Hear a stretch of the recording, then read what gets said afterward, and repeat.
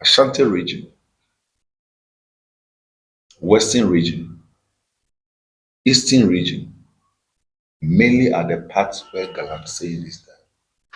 What has gone wrong? Don't we have police? Don't you have army? Don't you have immigration? Don't you have security system? What is it that is stopping us from stopping Galamsey? That is destroying everybody. As a matter of fact, it is very worrying. And I want to say that let us all together fight it. I'm not seeing enough said from the media on Galamsey. I think that we've done little. And we all should not forget that if we don't handle this menace well, very soon Ghana will be importing water. We've heard from some other places that pure water is used to water cocoa crops and certain crops. Because the water in those areas are not only polluted, but also highly contaminated. Children are born with a lot of deficiency today because of the bad water pollution. So galamsey is something we must all fight. Who are those behind it?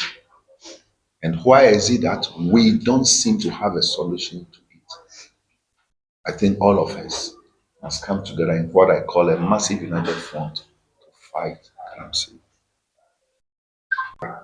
In what I call a massive united front to fight this gang. Look at our water bodies today.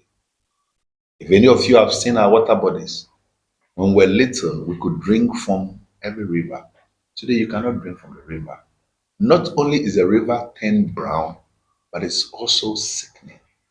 Mercury and the chemicals in the river doesn't even make it very healthy for even fishes to live in it. We have a collective responsibility. The next thing I want to talk is use responsibly. And I really condemn irresponsible journalism. I really condemn journalism that is undermining people's hard-won reputation. I also condemn journalism that is extorting from people. I condemn journalism that is destroying this great institution that has helped from intermemorial to now. And as somebody who has served in the international community, I have a lot of respect for Ghanaian media space. I think we all, as collective, come together to fight this cancer. I also want us to look at the issue of corruption, favoritism, and nepotism that has permeated our body politics that we should be mindful. Unfortunately, many of the anti-corruption strategies, efforts, tend to target the symptoms of corruption instead of the main causes of the problems. And we need to really address the right people. Our security services and politicians must sit up to help keep and stop this nonsense.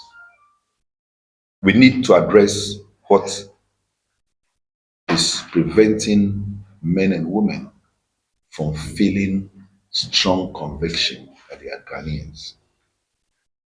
And from also exercising the authority as Ghanaians who are not sitting on the fence, are speaking their mind. We should not use, certainly, back to media again, the media to gag people who speak their mind. The nation we live in today, we are talking about democracy. Everybody should have the right to speak his mind, but not to undermine people's integrity. And I certainly think we, as a people together, should desist from that. Third thing I want to look at is to take the clergy and the media to keep Ghana together. I know most of the media houses don't know that the fourth realm of the estate started with the clergy first before it comes to the media. A lot of people, when they say fourth realm of the estate, it's only the media they think. It starts first with the clergy before it descends to the media.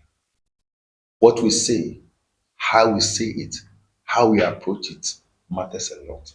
And if none of us sees that, we are in trouble. We must all together make ourselves goodwill ambassadors, ambassadors who will seek the peace of God. Whether it is NDC or NPP or CPP or any political party that rules, it must rule in peace. And collectively, we must know that it's the ballot that should determine who wins. So during the election, after the election, and even before the election, we must all play our role as good citizens to make sure Ghana stays together. Let us come together and stand together. We must be careful not to use this election to divide our nation. This election is not about Christians and Muslims or atheists or traditionalists. It's about Ghana. This election should not be a time when our political leaders will be so irresponsible to use it to divide us as a nation. From intermemorial till now, Ghanaian Muslims and Christians and other religious bodies have lived together in unity. This election should not be a catalyst to destroy the peaceful coexistence. And for me, whether it's a Christian or a Muslim, let us look at what values one carries to take Ghana forward. We need to go forward. In order for us to build a formidable community, we must vote based on values.